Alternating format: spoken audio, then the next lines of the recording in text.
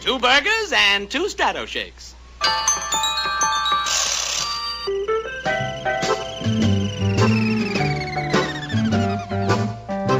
You having fun, Judy? Oh, gosh, am I? Imagine me out on a date with Jet Screamer. Yikes! What's up? Somebody was peeking in at us. Oh, probably one of my fans. But this one looked like my father. Relax. I get 'em all ages. You're listening to the Mike Kara radio program, Eye on the Nation. Welcome back to our next edition of the Mike Kara radio program, Eye on the Nation. We definitely have our eye on the nation. As always, proudly broadcasting from Ocoee, Florida, USA, planet Earth. And my next guest is Julie Coons, who is the president and CEO of the Electronic Retailing Association, the ERA. And the ERA represents more than 400 direct-to-consumer retailers that utilize radio, television, and online technologies to reach consumers across the globe. Julie is the chief executive for the ERA membership, working with policy, legislative, and media audiences. In addition, she provides strategic leadership focused on delivering member benefits that grow the industry and the association. And Julie, it's a pleasure and honor you could join me today and tell us all about the Electronic Retailing Association. And we kind of heard a little bit about what you do, but tell us a little bit about the association and kind of like your membership and your main purpose, if you could. Terrific. Mike, thank you so much for having me. I'm delighted to be able to share with you today. You know, the Electronic Retailing Association is a 20-plus-year-old association that represents, as you pointed out, the direct response marketers in this country and around the globe. We have members from actually 45 different countries. And so it's an exciting, dynamic, international membership. And what these members do is they basically sell direct to the consumer, and they use television as their primary vehicle, but they also use radio, and they use online, and they're increasingly using mobile and social media. So they utilize television to get to that consumer. It's their storefront, so to speak, in what they call long-form commercials or infomercials, as most of us in the public know them as, or in some cases what they call short-form TV spots. They're like the 30 seconds, the 1 to 2 minutes. We also have live home shopping networks, such as the Home Shopping Network, HSN. Many people know them, or Shop NBC or QVC. And so they basically have a variety of products. They go direct to the consumer through electronic means, and then they also, in some cases, will actually drive to retail. So in some cases, you'll see products like the Snuggie that's now available at your local Walgreens. In some cases, it's at Bed Bath & Beyond. They're a really interesting category of retailer. You know, the Direct Marketing Association reports that this type of marketer, what we call direct response television marketer, is going to generate $148 billion in sales in this year. So it's a pretty big industry. Wow. And yeah, we're talking, Julie, about, a lot of different technologies. We know that there's social media, we have Facebook and all these new things coming out. I mean, as far as like you, I don't know how long you've been around in this industry, but I mean, how have you thought that technology has affected a lot of the ways we look at electronic retailing? You know, Mike, it's really changed it. These members, traditionally, when the association got started 20-plus years ago, they really largely were television marketers. They would utilize television to get to their consumer, and then the way that a consumer would respond is they would pick up a telephone, and they would talk to somebody and transact an order, and then that order would be shipped to them. Today, the utilization of all of the new technologies available is extraordinary. The membership has told me that they transact, depending on their type of company and the product, anywhere from 40 to 60% now online.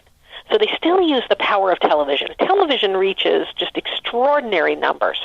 So they use the power of television to get their product message out there and the product value out there and excite and inspire the consumer to react. But what they have done now is they've diversified all of the ways that a consumer can respond. So some consumers will still pick up the telephone.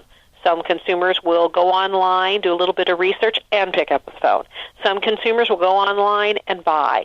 And then some are perhaps in a mobile environment. They may have seen an infomercial on YouTube, and they decide to transact via their phone, their iPhone, their smartphone, on the website of the product. So we have seen a dramatic shift in our members utilizing and adapting to consumers' demand for new ways to engage driven by technology. I would also say that we're also seeing an increased use in social media. I mentioned YouTube. Almost all infomercials, the long form and the short form of the television spots, they're almost all available on YouTube. They are creating Facebook pages for these products. They, in some cases, will have LinkedIn groups. So, they're also leveraging social media just like all of the other brands that are out there. Wow. So, and also, Julie, you had mentioned things like the Snuggie and as seen on TV. So those are the companies that you deal with a lot, is like when we see something on TV, then your association assists them. Is that it? That's right. I mean, when you think of, a lot of folks now are really, familiar with the As Seen on TV brand, if you will. And I say brand, it's really a category of product. But, to get more specific, notable members are Church & Dwight, eBay, UPS, got the Ranker, Europro. I mentioned the Home Shopping Networks. There are a variety of household names that also have household products. One of our major members is a company by the name of Beachbody, and the way our listeners will understand that is P90X or Insanity. That's those companies. So in many ways that is a traditional kind of as seen on TV, but they're starting to also be products that you understand as the brand itself. Oh, okay. So, Julie, tell us a little bit about, your role as president and CEO, and, what you do as, in charge of the Electronic Retailing Association. Sure. Well, my charge is really to provide a place for this industry to come together, and there's a couple different important missions that we accomplish. First and foremost, we are the advocate for this industry. And when I say advocate, that means principally here in Washington, D.C., but not exclusively. We want to ensure that we protect the regulatory and legislative climate for direct response marketers. We certainly have a balance with our concern for consumers. And so one of the things we do is that we not only advocate on Capitol Hill and with the administration in power at the time to make sure that the markets are open and that our members can reach consumers, but likewise we also support a self-regulatory program. And that self-regulatory program is out there to ensure that consumers are adequately protected along the guidelines that the Federal Trade Commission of the United States established. So we're an advocate for the members, but we're also an advocate for self-regulation, which has really been the established and recognized model for advertising regulation from the early 1960s. The other thing that, along with sort of ensuring that is being done on literally a daily basis, at the same time we want to make sure that our members have really robust business development opportunities. Some of our real strengths for our members is to make sure that they have access to business development. And we do that in sort of two primary ways. One, we actually create events that allow those members to be in a trade show, showcase environment where they're going to meet the right business partners to do business with and have business opportunities. Around the corner in early September 11th through 13th, is our annual ERA D2C convention in the Wynn Las Vegas. And that show attracts nearly 4,000 attendees, and arguably it's considered the largest global event of its kind.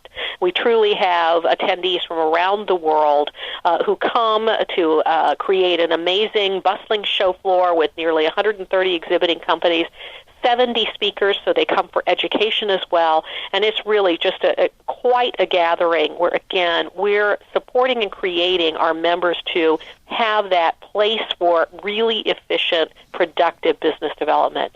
We do it again in the early spring at the Great Ideas Summit, which we held in Miami, Florida. And again, it's a very C-level, as we say, or CEO level, executive level conference of about 1,000 people. And again, the leadership of the industry coming together to do business together, but also to ensure that as an industry, we're doing things to promote this form of doing business, but yet making sure that consumers are well supported.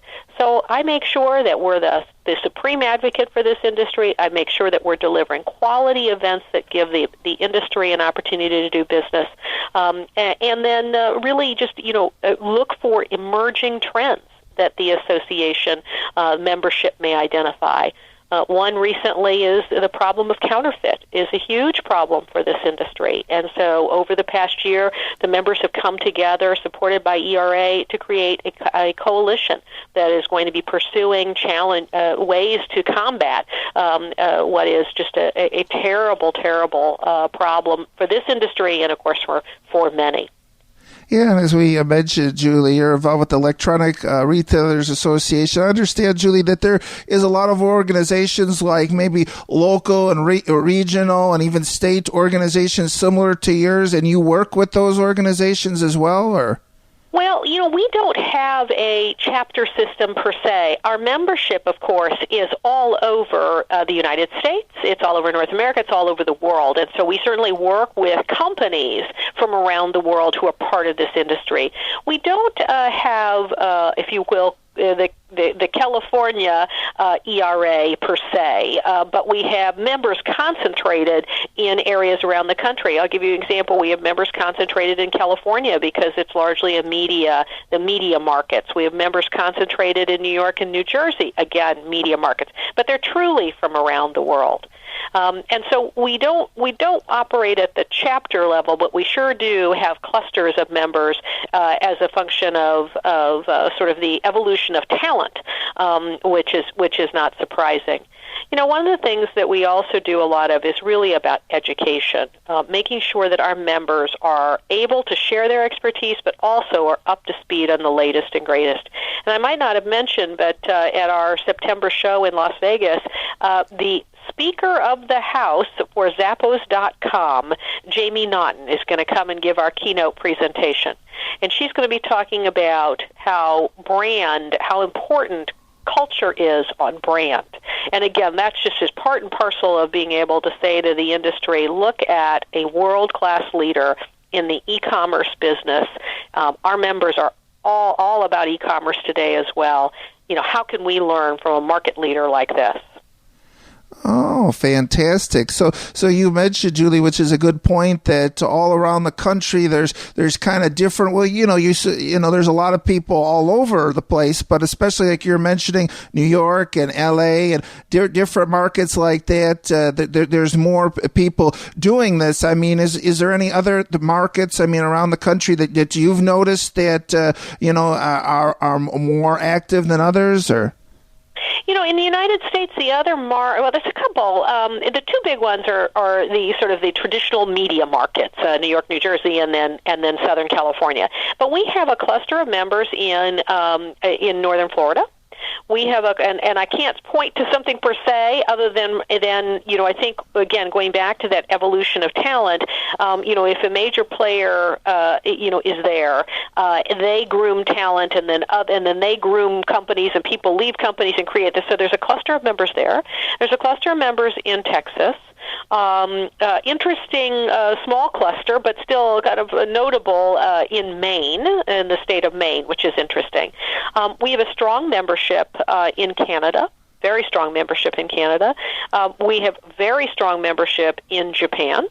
There is a very, very vibrant market in Korea for home shopping. And then we also have a European affiliate, and so we have a very strong membership in Europe. So it is interesting, to see where these clusters have evolved. London, for example, the UK, and it's based in London, has loads of home shopping channels, all of whom are members of ERA Europe.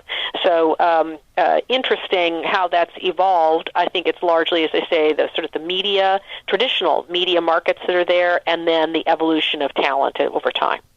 Oh, okay. And now for our listeners that, are wondering, they may have a small business, and I'll take me, for example, because I'm always thinking about possibly getting, maybe like a cupcake bakery or something like that. I mean, if I'm interested in that, I mean, how can like the Electronic Retailers Association help me? I mean, you're talking about like TV advertising. I mean, how could something like your organization help like a small business like that?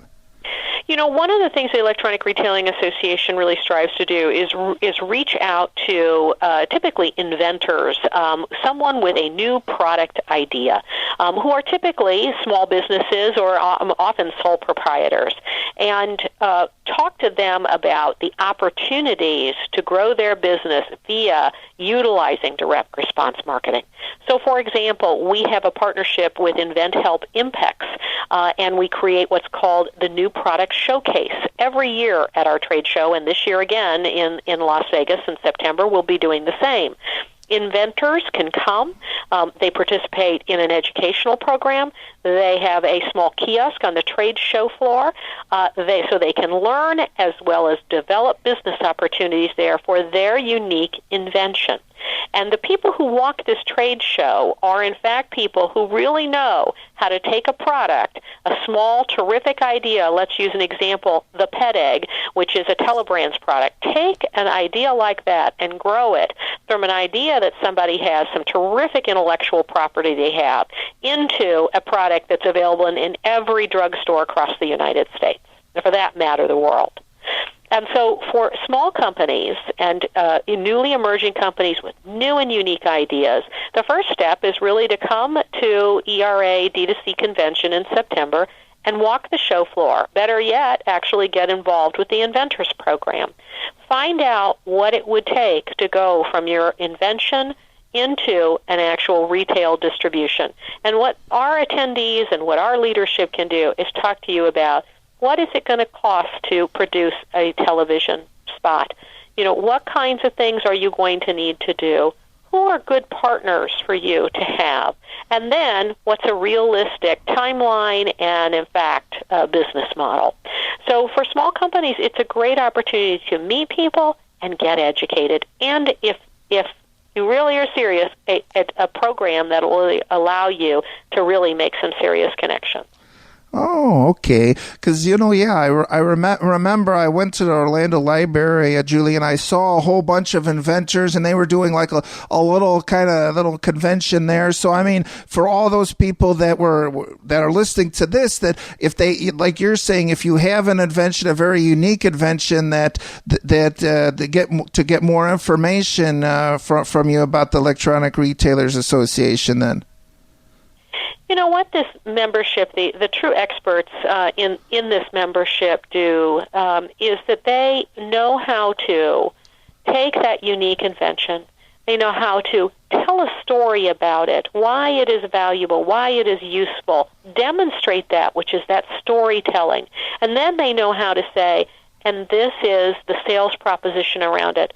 So they take it from being sort of a static product. They know how to bring it to life to the consumer via television, tell that story, get the consumer really excited about it, understand how it works, understand how it's valuable to their life, and then that consumer is so motivated to pick up the phone, go online.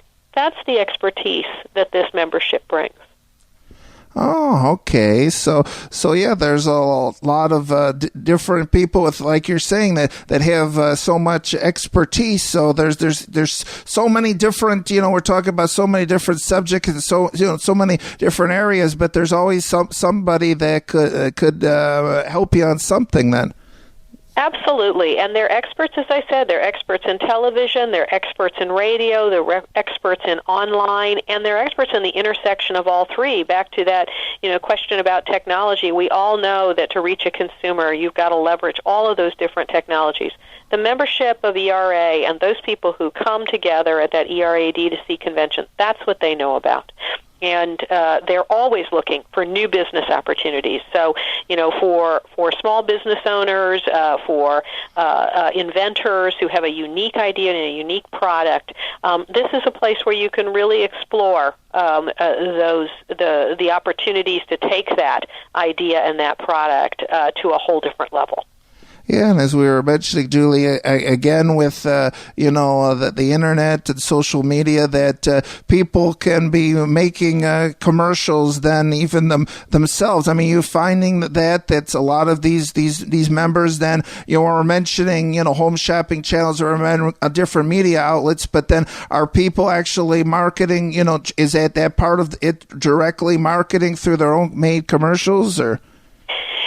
I think I'm sure that if we were to go and look on YouTube, there certainly are some inventors who probably have created traditionally, their own media to place on YouTube.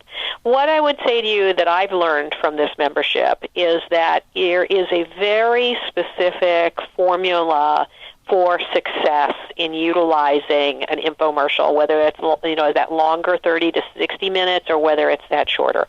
And so I would say that while I would never discourage someone from being entrepreneurial, if you really think that you have something that can really go to the next level, the importance is to work with someone who can produce that at the form and the quality that will take you there. One of the really exciting things about direct-to-consumer marketing is that, and this I think will really appeal to that small business owner, that entrepreneur, is that the direct response marketer can measure every dollar. They are very, very sensitive and skilled at being able to say, if I've invested $10,000, what is my return on that over what time frame? They have amazing ways of measuring their investments.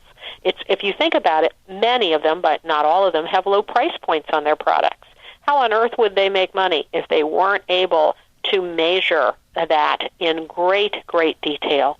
So that's one of the really interesting things about direct response marketing. As you get more involved in it, the ability to leverage your relatively smaller investments, given that most investments in television and brand advertising are quite high, you can actually measure that investment to a return. So, I think in that sense, while, as I say, I would never discourage someone from being entrepreneurial, but the real value is working with a professional producer. It's working with a professional who's got some, media agency that's got some depth in the industry to really know how to structure your infomercial, how to select, purchase the right media, because you want to get to the right consumer, and they have that knowledge. How to do it at the best price so that you have the optimal return and that you can also really measure that investment. Okay, Julie, now we want to talk about, how people could get more information or going about being a member. And I suppose the first way, and we encourage everyone to do this, not just prospective members, to get a better idea of the Electronic Retailing Association, is to go to your website. So could you give that address and tell us a little bit about what we'll find there? Absolutely. Thank you. Please go to www.retailing.org. That's spelled RETAILING.org. You'll arrive at the association's website, and you will be able to see our member benefits and the ways to participate, even for non-members, as you point out. You'll be able to see some of our key leaders in the industry, like Katie Williams of Ideal Village, John Congdon of Beachbodies. You can read about them, see how they've been successful. You'll be able also to click over to, from that website, our ERA D2C convention website, and that'll give you all the details about where we're going to be, what we're going to be doing in great detail in September 11th through 13th in Las Vegas. So it'll give you a great overview of the industry, a great overview of what the association does, and then ways to participate. Oh, and I understand, Julie. Now, I saw on the website that there was a magazine. Is that you guys that produce this retailing magazine, or?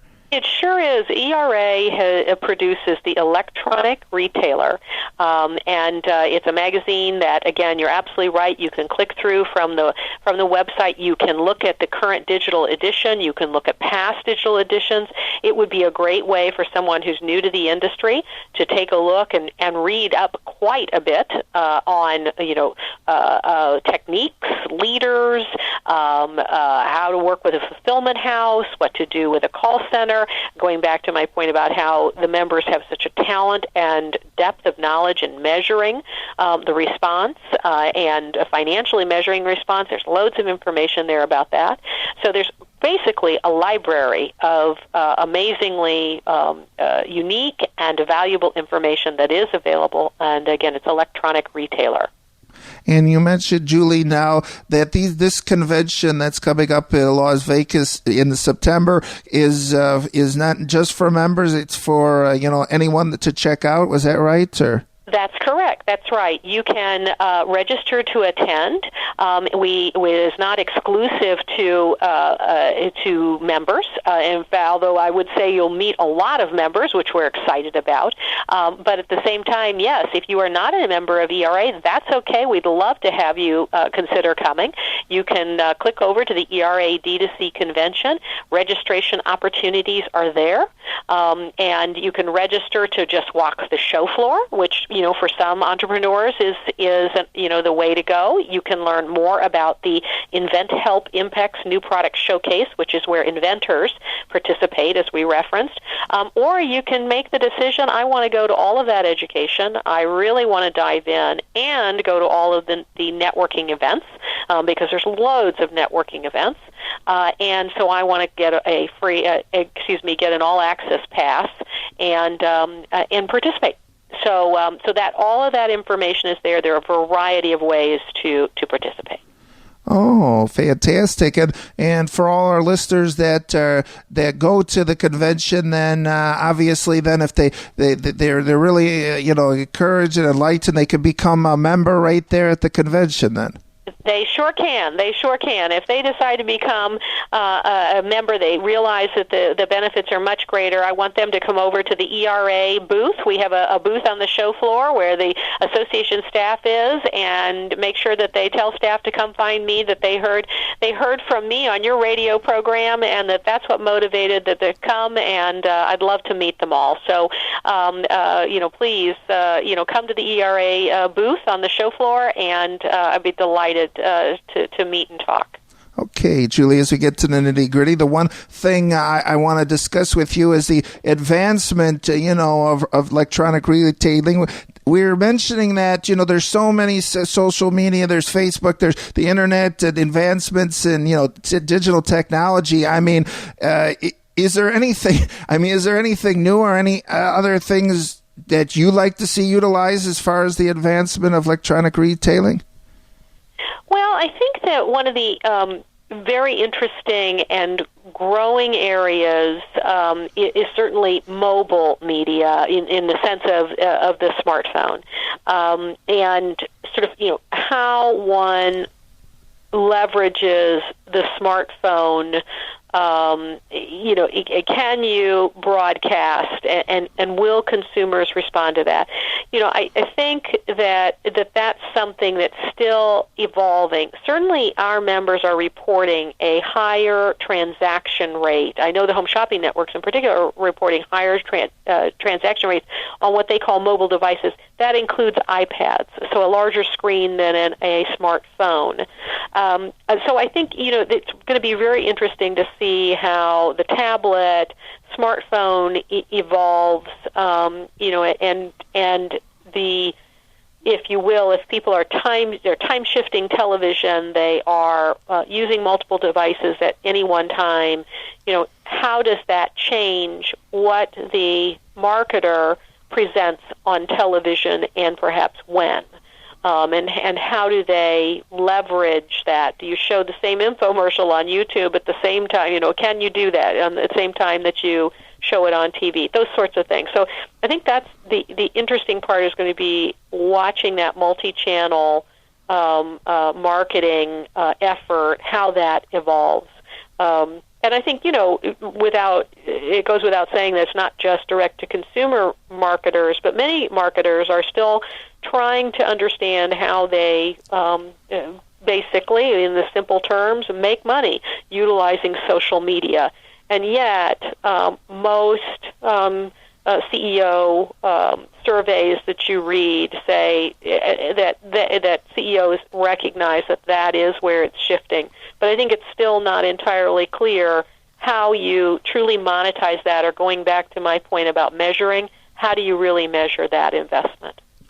Okay, Julie. And before we go, you mentioned your website, and is that the sole resource? I mean, if our audience is listening and they'd like to learn more about that, is there any other websites or any other reference points, or is your website the best place to check out? Our website is the best place to check out. If you go to any place at all, go to www.retailing.org, and it will take you to the show website. It will take you a variety of places. You could go to the show website directly if you wanted, which is d2cshow.org.